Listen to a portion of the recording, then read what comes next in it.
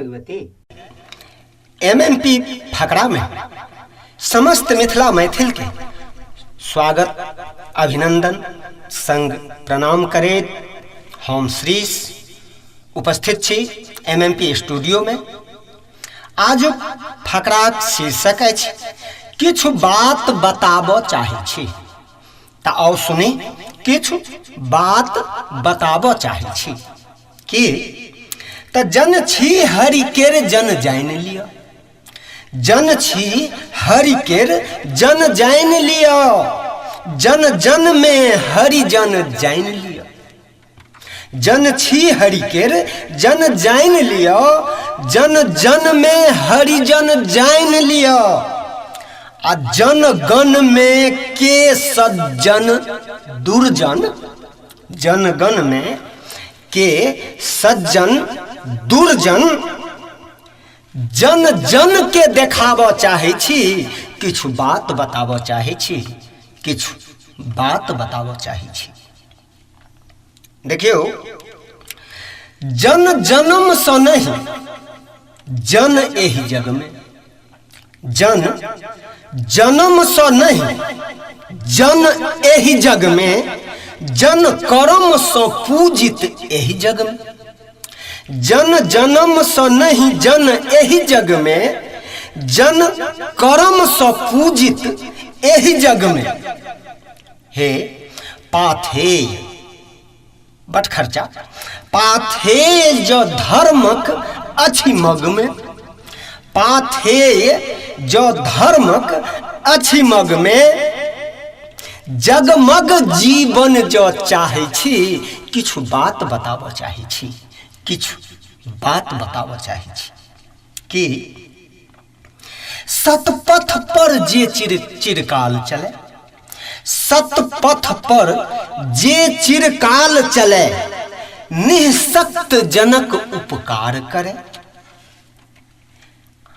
परहित में लोभ विहीन रहे, परहित में लोभ विहीन रहे, से सज्जन स्वजन कहाबै छी। किछु बात बताबो चाहे छी आकि जे जन पर धन दारा परिकल, जे जन पर धन दारा परिकल, सज्जन जन के कारा जकरल। जे जन पर धन दारा परिकल आ सज्जन जन के कारा जकरल। हे विश्वासक, विश्वासक तरु पांगल छकरल, विश्वासक तरु पांगल छकरल, से दुर्जन दुष्ट कहाबै छी।